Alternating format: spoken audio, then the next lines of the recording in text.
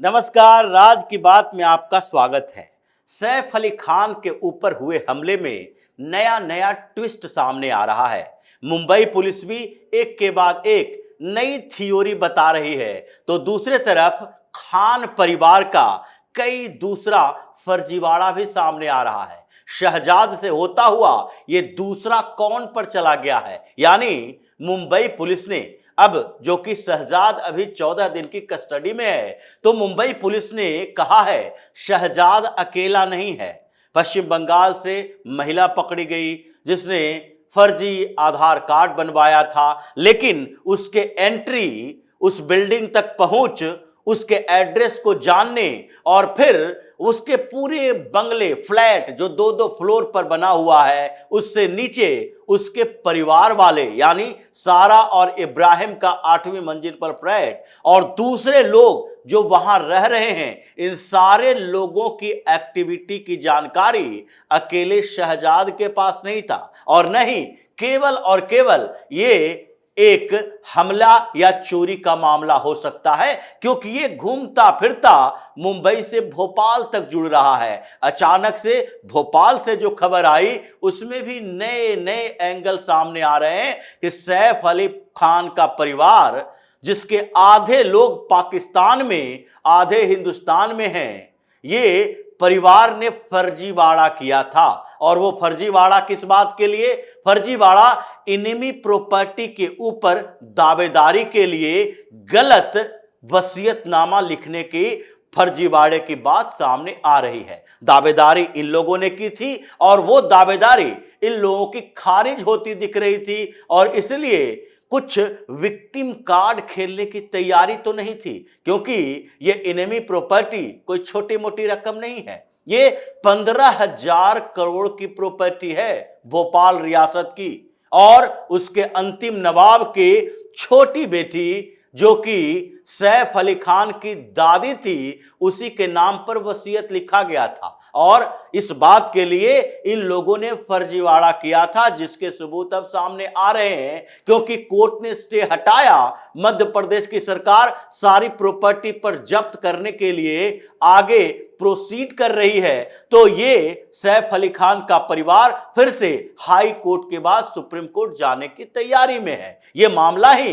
पूरे 15,000 करोड़ की प्रॉपर्टी पर कब्जा करने के लिए है, क्योंकि वो इनेमी प्रॉपर्टी के अंतर्गत चला गया था। ऐसे अगर देखा जाए तो सैफ अली खान के ये पटौदी वाली प्रॉपर्टी भी इनेमी प्रॉपर्टी ही होनी चाहिए, लेकिन खैर जिस तरीके से इसके पूरे परिवार में ऐसा विभाजन हुआ है कि इसका एक दादा यानी दादा का भाई शेर अली खान पाकिस्तान आर्मी में जनरल बना हुआ, हिंदुस्तान के खिलाफ साजिश करता और यहां पर आतंकवादी भेज रहा है, तो दूसरा सैफ अली खान का अपना दादा इफ्तिखार खान, जो कि ये भोपाल राज की प्रॉपर्टी पर कब्जा करने के लिए एक नई तरकीब निकाल रहा है, क्रिकेट खेल रहा है। और ये कैसे विश्वास न किया जाए कि इन लोगों ने कुछ सूचनाएं भी भेजी होगी। दोनों अपने भाइयों के बीच के संबंध, विदेशी दौरे और इफ्तिखार खान का अपना भाई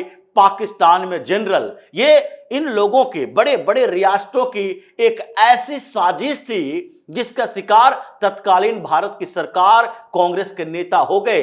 या फिर यह कहा जा सकता है कि उन लोगों ने उस समय भी इसी एपीजमेंट पॉलिटिक्स के कारण इन लोगों को प्रश्रय दिया, क्योंकि अगर किसी रियासत का एक आधा परिवार, ज्यादातर लोग पाकिस्तान चले गए हैं, तो उसके कुछ लोग यहां कैसे रह सकते हैं? यहां रहने के पीछे का मकसद क्या है? मकसद यही था कि जो हिंदुस्तान में अपने फायदे देख रहा था, जो उसका उत्तराधिकारी था, वो यही रह गया। जिसको पढ़ाया लिखाया गया, जो अधिकारी ग्रुप में चला गया, वो अधिकारी बनकर पाकिस्तान चला गया। ये पूरी की पूरी कॉन्स्पिरेसी थी। जैसे पटौदी परिवार का ही देखिए, पटौदी परिवार यानी सैफ अली खान का दादा इफ्तिखार खान यहां क्रिकेट खेलता था, उसका बेटा नवाब पटौदी मंसूर अली खान वो भी क्रिकेटर बना, और ये बाप बेटा यही रह गए। क्यों? क्योंकि पटौदी के वसीयत में इफ्तिखार खान का नाम था। वही उसके पटौदी का पूरा मालिकाना हक उसके पास था। लेकिन दूसरा भाई शेर अली खान, वो पढ़ा लिखा, आर्मी में नौकरी करने वाला, वो इसके लिए उसके लिए यहां के प्रॉपर्टी के दरवाजे, उत्तराधिकार में उसे कुछ नहीं मिलता। वो पाकिस्तान जाकर आर्मी ज्वाइन कर लिया। इसकी कई बहन भाई, ये सारे के सारे परिवार, शहरयार खान ये भी इसी का सगा संबंधी लगता है। सैफ अली खान के विचारधारा में यही दिखाई पड़ता है कि आखिरकार मुसलमानों के मुद्दे पर क्यों ये इतना ज्यादा कंसर्न रहता है कि मोदी की सरकार के खिलाफ बोले, क्योंकि इनको अभी भी बर्दाश्त नहीं होता। तो खैर, उसी कॉन्स्पिरेसी को सामने लाया जा रहा है कि इफ्तिखार खान कैसे ये भोपाल रियासत में एंट्री कर रहा था, क्योंकि जो अंतिम नवाब था भोपाल का, उसकी बड़ी बेटी आबिदा, वो चली गई थी पाकिस्तान, जो उत्तराधिकारी थी। और इसके बाद जब आबिदा चली गई पाकिस्तान, तो ये पूरा का पूरा इनेमी प्रॉपर्टी में आ गया, शत्रु संपदा में आ गया। लेकिन इन लोगों ने क्या कॉन्स्पिरेसी किया, क्योंकि उसी नवाब की छोटी बेटी साजिदा जो थी, वो इफ्तिखार खान से उसकी निकाह हुई थी, यानी कि सैफ अली खान की दादी थी। और उसने क्या किया कि अंतिम समय में, जब बंटवारे के समय ये पाकिस्तान उसकी बेटी जा रही थी, तो हिंदुस्तान में उसने नया उत्तराधिकार पत्र बनवा लिया, वसीयत नया बनवा लिया, वसीयत बदल दी और वसीयत में नाम लिख दिया सैफ अली खान की दादी का, यानी अपनी छोटी बेटी का। इसलिए ताकि ये लोग हिंदुस्तान में रह रहा है, तो ये संपत्ति जो शत्रु संपत्ति है, 15,000 करोड़ की जो वैल्यू अभी है, वो संपत्ति सरकार के कब्जे में न चला जाए, ये पटौदियों के पास चला जाए।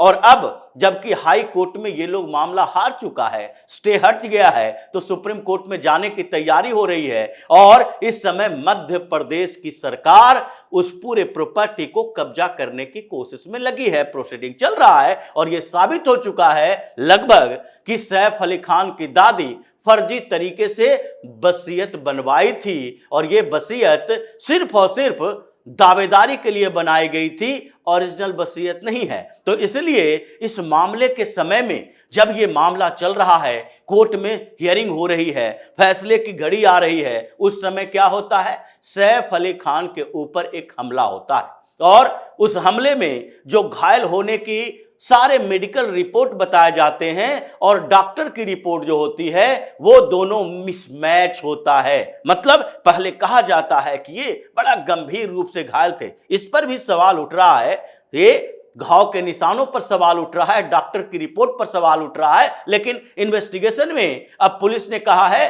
कि शहजाद अकेले नहीं था, शहजाद के पीछे पूरी टीम होगी, और इसलिए हम शहजाद की कस्टडी और बढ़ाने की मांग कर रहे थे, ताकि वो पुलिस के साथ कोऑपरेट करे, तो हम इस मामले की तह तक जा सकें। लेकिन इस बीच अब जो डॉक्टर इनके पक्ष में खड़े थे, अब इंडियन मेडिकल एसोसिएशन ने भी सवाल उठाना शुरू कर दिया है। इन लोगों ने सवाल सिर्फ घायल होने की बात पर नहीं उठाई है, बल्कि इन लोगों ने लिख कर दिया है इरडा को, ये जो इंश्योरेंस कंपनी को रेगुलेट करने वाली बॉडी है, उसने इन्वेस्टिगेशन शुरू किया। किस बात के लिए, कि सैफ अली खान जब वहां भर्ती हुआ, तो बिना कोई जांच पड़ताल किए हुए, बिना कोई मेडिकल रिपोर्ट देखे हुए, बिना एफआईआर की कॉपी देखे हुए, आखिरकार इंश्योरेंस कंपनी ने 25 लाख रुपए का इंश्योरेंस क्लेम स्वीकार कैसे कर लिया? ये आनन फानन में क्यों किया गया?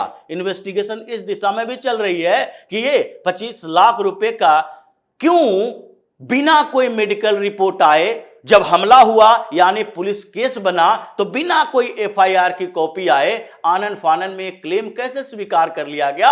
अब इस पर भी जांच चल रही है, इरडा भी जांच कर रही है कि मान लेते हैं ये प्रोफेशनल लोग हैं, सेलिब्रिटी हैं, और दूसरे भी कई ऐसे इंश्योरेंस की कंपनियां होती है जो कि इन लोगों के लिए कुछ विशेष व्यवस्था करती है। लेकिन विशेष व्यवस्था उस समय होती है जब वो बीमार हो। विशेष व्यवस्था क्रिमिनल केसेस में नहीं होती है। उस क्रिमिनल केसेस में बिना एफआईआर की कॉपी आए, बिना पुलिस इन्वेस्टिगेशन पूरा हुए आप पूरा का पूरा पैसा डिपॉजिट नहीं कर सकते। ये इंश्योरेंस क्लेम को लेकर भी एक नई दिशा में चल रहा है। तो दूसरी तरफ इन्वेस्टिगेशन अलग चल रहा है, और तीसरे ओर जो इस पूरे के पूरे खान गैंग के ऊपर सवाल उठ रहे हैं, उसके कारण परेशानियां इन लोगों की बढ़ी है। लेकिन इस बीच देखिए, परेशानी बढ़ने के बजाय आखिरकार आ गया जौहर परिवार। करण जौहर आया कि हम तो अगली फिल्म में इब्राहिम को ही लीड रोल देंगे, यानी कि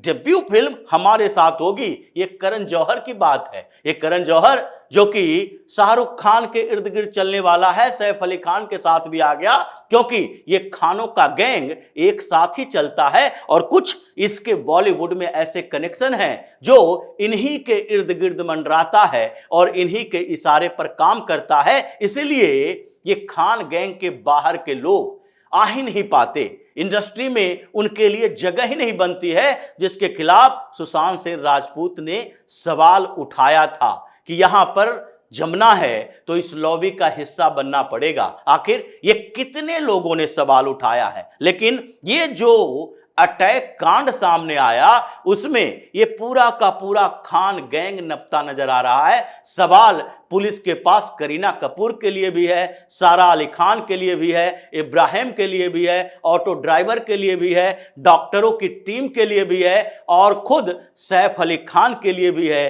कि कौन कौन से एक्टिविटी उस बीच हुई और जो बात कही गई उसमें कितनी सच्चाई है। इसलिए परेशानियां अभी खत्म नहीं हुई है, अभी नए नए टर्न आ रहे हैं सैफ अली खान के अटैक मामले में, और अगर कुछ नए सुराग मिल गए तो ये पूरा परिवार इस बार नप जाएगा। तो इसी तरह की खबरों के साथ फिर से हाजिर होंगे, तब तक के लिए बने रहिए हमारे साथ और देते रहिए हमें सहयोग, ताकि इसी तरह की खबर हम आपके लिए लाते रहें। धन्यवाद।